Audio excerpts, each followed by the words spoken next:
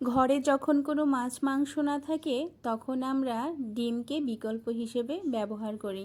তবে ডিম সবারই কিন্তু খেতে ভালো লাগে, ছোট থেকে বড় সবাই কিন্তু ডিম খুব ভালোই পছন্দও করে।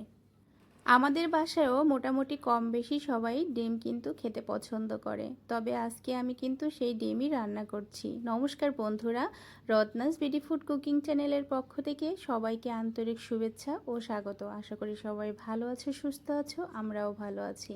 প্রথমে আমি ডিমগুলো ভালো করে সিদ্ধ করে নিলাম। এরপরে ডিম যে রান্না করব আলু দিয়ে, সেই আলুগুলো সুন্দর করে লবণ হলুদ দিয়ে ভেজে নিচ্ছি। আলুগুলো একটু লাল লাল করে ভেজে নিতে হবে, তাহলে আলুগুলো খেতে বেশ ভালো লাগবে। আর এখনকার আলু একটু ভালো করে ভেজে নিলে কিন্তু বেশ ভালো হয়। আলু ভাজা কমপ্লিট। এবারে আমি আলু ভাজাগুলো সুন্দর করে একে একে বাটিতে তুলে নিচ্ছি।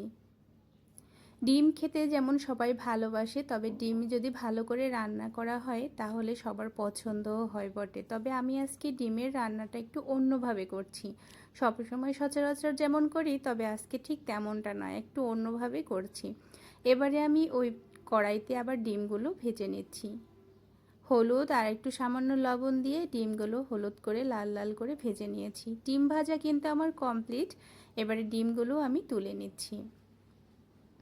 রান্না করতে করতে সবাইকে একটা কথা বলছি, আমার ভিডিওগুলো যদি তোমাদের ভালো লাগে তাহলে চ্যানেলটি সাবস্ক্রাইব করে দিও, আর অবশ্যই লাইক কমেন্ট করে সাথে থেকো, পাশে থেকো।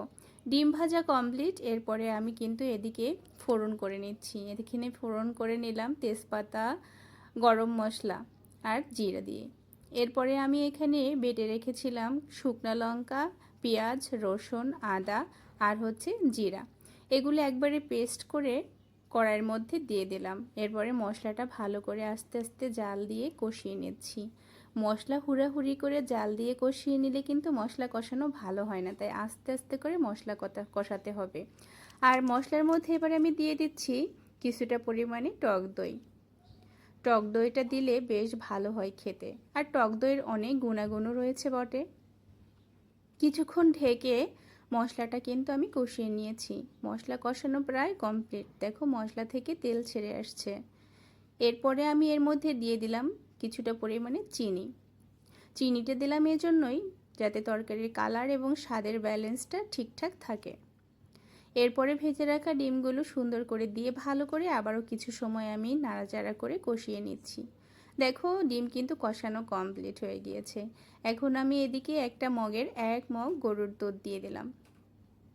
গরুর দুধটা দিয়ে এবারে আরও কিছু জল দিয়ে দিলাম এর সাথে। এখন ভালো করে নাড়াচাড়া করে আবারও কিছুক্ষণ রান্না করে নিতে হবে। কালারটা তো দেখতে ভীষণ ভালো হয়েছে, খেতে কেমন হয় সেটা দেখা যাক। তো বন্ধুরা, নাড়াচাড়া করে এবার ঢাকনা দিয়ে কিছুক্ষণ ঢেকে রান্না করে নিচ্ছি। কিছুক্ষণ রান্না করার পরে আমি এদিকে রান্না কিন্তু হয়ে গিয়েছে। এরপরে একটু সামান্য গরম মশলা ছিটা দিয়ে নিলাম। তোমরা চাইলে এখানে একটু হালকা ঘিও ব্যবহার করতে পারো, তবে আজকে আমি ঘি ব্যবহার করলাম না। তবে ঘি দিলে একটু সুন্দর গন্ধ আসে, একটা সুঘ্রাণ আসে। আজকের মতো কিন্তু দেখো রান্না কিন্তু আমার হয়ে গেল। তোমরা চাইলে যদি ইচ্ছে করে তাহলে এভাবে ডিম রান্না করে খেয়ে দেখতে পারো যে আসলে কেমন লাগে।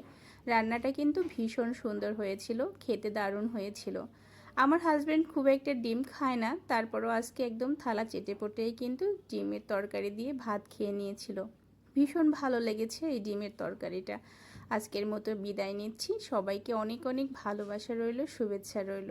আর ওই শোনো, প্রথমে বলেছিলাম না, ভিডিওগুলো ভালো লাগলে চ্যানেলটি সাবস্ক্রাইব করে সাথে থেকো, পাশে থেকো।